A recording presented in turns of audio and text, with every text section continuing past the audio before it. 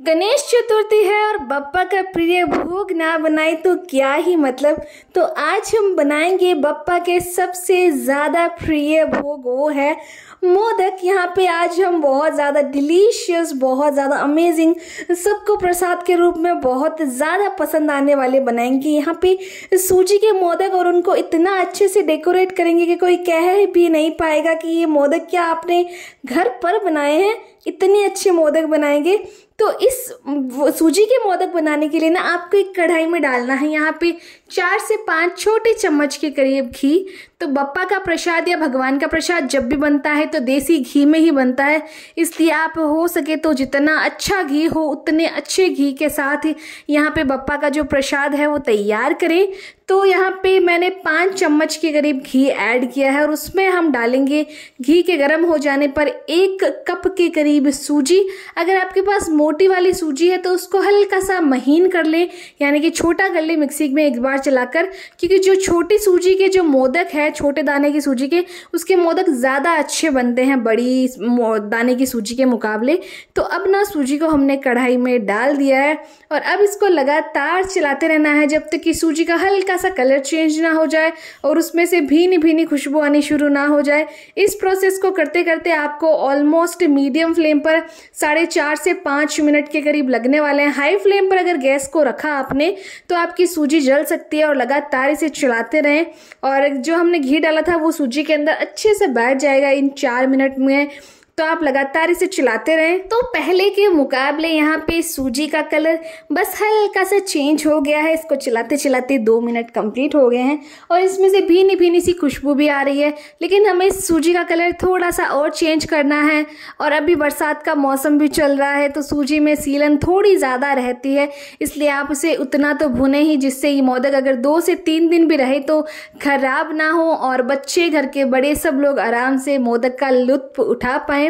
तो बाजार के मोदक महंगे होते हैं और पता नहीं कैसे बने होते हैं। ट्रस्ट इश्यूज बहुत है बाजार की हर मिठाई में, हर सामान में, इसलिए बप्पा का भोग हो सके तो आप घर पर ही बनाएं और घर पर ही बप्पा को भोग लगाएं। सूजी लगातार चला रही हूँ। दूसरी तरफ हल्के गुनगुने दूध में मैंने डाले हैं कुछ केसर के धागे और गलती से येलो फूड कलर की जगह मैंने ऑरेंज फूड कलर डाल दिया था। मैंने चेक नहीं किया, मैंने ऊपर देखा येलो, इसमें येलो केसरी लिखा हुआ था, जो येलो कलर है वो नहीं था। डालने के बाद मैंने रियलाइज़ किया कि ओ शिट, मैंने ये कलर डाल दिया, लेकिन इट्स टोटली ओके। ये डालने के बाद मैं येलो कलर भी मैंने डाल दूंगी मोदक में ताकि उसका कलर एकदम परफेक्ट येलो आए।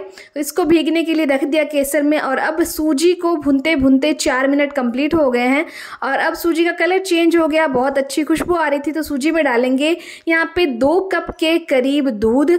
तो यहाँ पे जितनी सूजी ली है उसका 2 गुना या फिर 2.5 गुना आप दूध डालें, आपके मोदक एकदम परफेक्ट बनेंगे। अगर आपको लगे ना कि दूध में दूध कम पड़ रहा है तो आप आधा कप के करीब दूध और ऐड कर सकते हैं, कोई दिक्कत की बात नहीं है। तो यहाँ पे अच्छे से दूध के साथ ना सूजी को मिक्स करना है और बिल्कुल भी लम्स नहीं रहने चाहिए इसमें। जैसे कि मैंने आपको पहले ही बता दिया था कि मैंने गलत फूड कलर का यूज़ कर लिया था और अब ना इसका कलर ऑरेंजिश हो गया है, ऑरेंज कलर का, और ऐसा कलर नहीं चाहिए, इसलिए येलो फूड कलर को थोड़ा सा पानी में डाला मैंने, अच्छे से इसमें ऐड किया, अच्छे से मिक्स करा और बस हमारी प्रॉब्लम का सल्यूशन भी हो गया और हमारे मोदक का जो कलर है वो एकदम परफेक्ट येलो भी आ गया। तो कोई ज़रूरी नहीं है कि आप भी येलो कलर बनाएं, आप वाइट कलर में भी रख सकते हैं, लेकिन येलो कलर में थोड़ा और निखर के अच्छा लगता है, इसलिए मैंने ऐड किया। अच्छे से इन सभी को मिक्स करें। मिक्स करने के बाद ना आपको 1 से 1.5 मिनट और लगातार चलाना है। उसके बाद ऐड करना है यहाँ पे इलायची का पाउडर और 1/3 कप के करीब यानी 1/3 कप के करीब चीनी ऐड करनी है। जितनी सूजी ले उसका 1 हिस्सा आपको चीनी ऐड करना है। आपके मोदक स्वाद में एकदम परफेक्ट बनेंगे। इस मेजरमेंट को आप अपने ख्याल में ज़रूर से रखें। अच्छे से चीनी डालने के बाद मिक्स करें। एक बार के लिए आपको लगेगा कि ये जो मिश्रण है वो गीला हो गया, लेकिन ऐसा बिल्कुल नहीं है। जब चीनी डाल के आप इसे मिक्स करके थोड़ी देर रेस्ट करने के लिए छोड़ेंगे तो ये मिश्रण एकदम परफेक्ट हो जाएगा।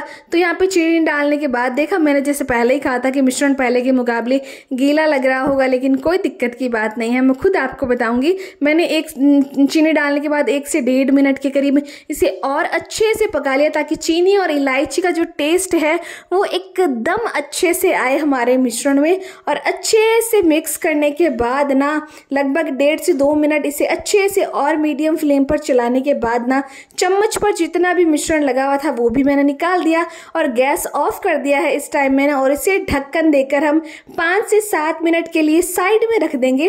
तो अब 5 से 7 मिनट के बाद ही मैं यहाँ पे दिखा रही हूँ आपको ये मिश्रण। देखा पहले के मुकाबले कितना ज़्यादा टाइट हो गया है और एकदम परफेक्ट, बिल्कुल भी हाथ में नहीं चिपक रहा। हमारा मिश्रण यहाँ पे मोदक बनाने के लिए तैयार है। तो मोदक बनाने के लिए आप हाथ का भी यूज़ कर सकते हैं, हाथ से भी शेप दे सकते हैं, और नहीं तो आप बाज़ार में आपको आसानी से ये मोदक बनाने वाला छोटा सा संचा मिल जाएगा 15 से 20 रुपए में। उसको बस आपको हल्का सा घी डालना है, बार बार घी डालने की भी आवश्यकता नहीं है। एक बार घी डालें, अच्छे से इसको ग्रीस कर लें और ग्रीस करने के बाद ना हमने जो अभी मिक्सचर बनाया था बप्पा के मोदक के लिए उसका थोड़ा सा पार्ट यहाँ पे गोली के टाइप बनाकर इसमें डाल देना है। तो अब आप चाहें तो सिंपल मोदक भी बना सकते हैं, लेकिन मैं यहाँ पे बप्पा के लिए स्पेशल स्टफिंग वाले मोदक बना रही हूँ। तो यहाँ पे एकदम अच्छे से फिल कर दिया सारे के सारे मिश्रण को, जितनी भी यहाँ पे कॉर्नर्स है, ताकि हमारा मोदक एकदम परफेक्ट बने, कहीं से भी टूटा फूटा या फिर ऐसे ना बने। तो अच्छे से मिश्रण को फिल करने के बाद ना मैंने क्या किया, बादाम को छोटे छोटे पार्ट्स में यहाँ पे कट कर लिया है और उसके बाद यहाँ पे बादाम की कतरन ऐड करेंगे। आप कुछ भी ऐड कर सकते हैं, वो आपके मन पर है, अदरवाइज आप सीधा भी रख सकते हैं मोदक को, कोई दिक्कत की बात नहीं। लेकिन मुझे बस लगा कि मुझे कुछ अच्छी सी स्टफिंग ऐड करनी चाहिए मोदक में, तभी हमारे मोदक एकदम परफेक्ट बप्पा वाले एकदम बनेंगे। तो अब ना मोदक को ओपन करते हैं and look at the view. मतलब देखते ही आपको लग रहा है क्या कि ये वाले मोदक हमने घर पर बनाया, और अभी तक तो कुछ भी नहीं, इससे तो बहुत अच्छी डेकोरेशन करने वाले हैं हम यहाँ पे हमारे मोदक की। तो एक मोदक हमने बना लिया, जैसे पहला मोदक हमने बनाया स्टफिंग डालकर, बस वैसा ही मोदक हमें यहाँ पे दूसरा भी बना लेना है। दो यहाँ पे आप चाहे तो स्टफिंग ऐड करें, अदरवाइज रहने भी दे सकते हैं, मैंने बताया। और बादाम की जगह आप कोई दूसरी स्टफिंग भी ऐड कर सकते हैं, वो आपकी पर्सनल चॉइस है। तो बस थोड़ी सी ऊपर से यहाँ पे फिलिंग बाकी थी, बादाम डालने के बाद वो अच्छे से उसको कवर किया, और कवर करने के बाद ना यहाँ पे दूसरा मोदक भी हमारा फटाफट बप्पा के लिए बनकर तैयार है भोग लगाने के लिए। तो बस झटपट से हमारे बप्पा के मोदक तैयार है। यहाँ पे दूसरा मोदक भी कितना अच्छा निकल कर आया है, आप देख ही सकते हैं स्क्रीन पर। तो इस तरह से फटाफट से मैंने यहाँ पे सारे के सारे मोदक बप्पा के लिए बना दिए हैं, और बस देखा 1 कप सूजी में कितने सारे मोदक बनकर तैयार हो गए हैं हमारे बप्पा के लिए।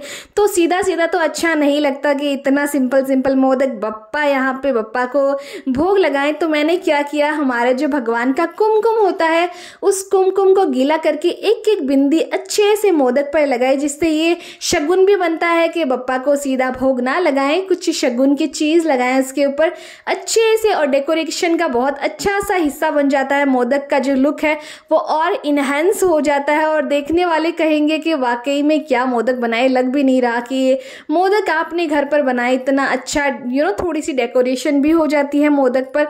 तो सारे के सारे मोदक पर अच्छे से हमने यहाँ पे कुमकुम की बिंदी लगा दी है, और उसके बाद हम यहाँ पे सारे के सारे मोदक पर 1-1, 2-2 या फिर 3-3 केसर के धागे भी ऐड कर देंगे। हालांकि हमने मोदक के अंदर भी शगुन का केसर ऐड किया था, लेकिन फिर भी वो तो मोदक के अंदर ही रह गया, बाहर तो बहुत कम में यहाँ पे दिख रहा है, इसलिए मैं यहाँ पे 1-1, 2-2 केसर के धागे भी ऐड कर रही हूँ। आप चाहें तो ऐड कर भी सकते हैं, अदरवाइज आप स्किप भी कर सकते हैं, वो आपकी अपनी पसंद है। और उसके बाद यहाँ पे हमारे बप्पा के खाने के लिए डिलीशियस सारे के सारे मोदक बनकर तैयार है। एक मोदक मैं बस आपको यहाँ पे कट करके बताऊंगी। तो बस अब ना एक मोदक को मैं यहाँ पे कट करके बता रही हूँ आपको, ताकि आपको पता चले कि मोदक बाहर से जितना अच्छा है अंदर से भी उसका उतना ही अच्छा लुक है, और लुक के साथ साथ इसके टेस्ट को तो कहना है क्या। हालांकि भगवान का जो भी प्रसाद बनाते हैं वो अच्छा ही होता है, आप ज़रूर से ट्राई करें।